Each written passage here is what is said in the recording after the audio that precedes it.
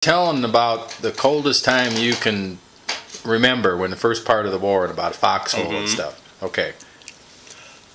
And just start from the beginning about moving from one place to the other. And okay.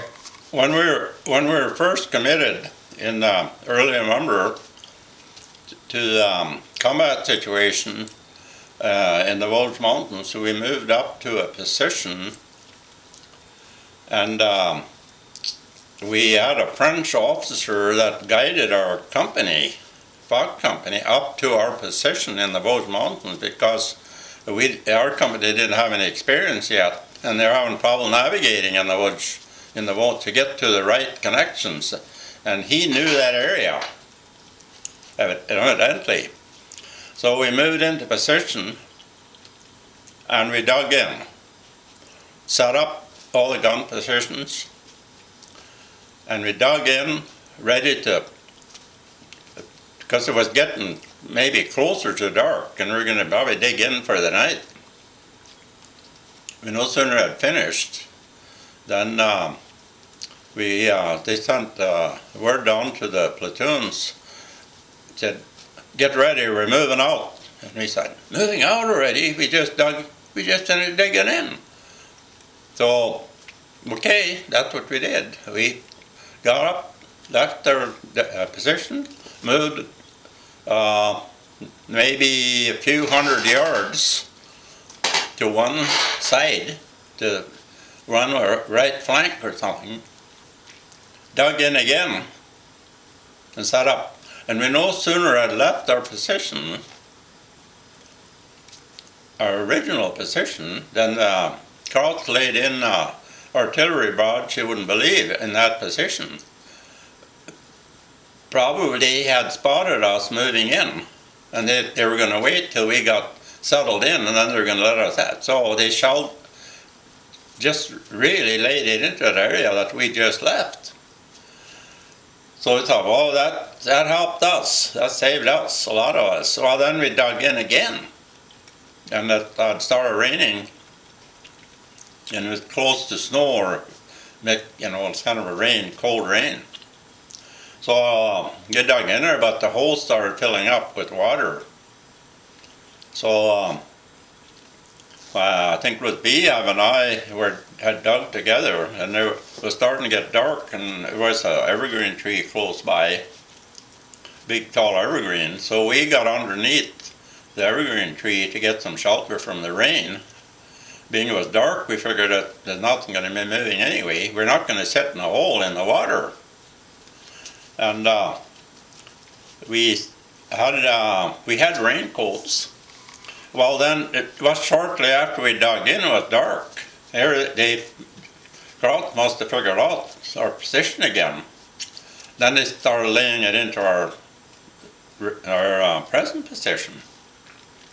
First one landed right in our area, and I think it was Beav with me. He automatically ran for the hole, which was close by, jumped, slammed in there, and splashed right into the water. And I came right behind him, and I think I probably slid on behind him. It was getting muddy from the rain. And I went down, and I felt the water come up over my boots. And I just crouched down. I didn't lay down. I just crouched as low as I could. And I figured probably they'd quit firing, and I stood there crouched down, and they did let up. But he got out of the hole again. Well, he was wet. And I was wet about my boots. Probably the same happened to all the other guys in Fox Company. It wasn't just us. We were all dug in there. Well, what do you do if you're soaking wet and it's that cold? So we got back up on the tree, and we sat down right close to each underneath, under the evergreen tree, and we buckled took our raincoats and we pulled them open and we buckled them together too. So we were both inside in the same area. They figured a body warm would help the one got the wettest. Because I was fairly dry up above my boots, so I could take that. Well, then the rest of the night was pretty quiet, and I think we maybe spent most of the night sitting there like that, trying to, the body warmth keep them maybe drying out a little bit, you know. It was still cold. I think it was the coldest night I can remember in my life. Well, the next morning got light. I think they were pretty quiet in the morning. They weren't shelling, and then we went over to some of the guys had been laying in the water, and we pulled one guy out of the hole, and I think he had almost turned blue, still laying in the water. So we grabbed and pulled him out of there, and we got two guys. We pulled them up. We put our his arms around our shoulders on each side of us and held them, and we started walking them around. This guy in our platoon started walking him around, see if we could get some movement back. And of course he was wet. And we kept on till finally he got able to move. Mm-hmm. And I imagine that was hypothermia, which we'd never heard of even.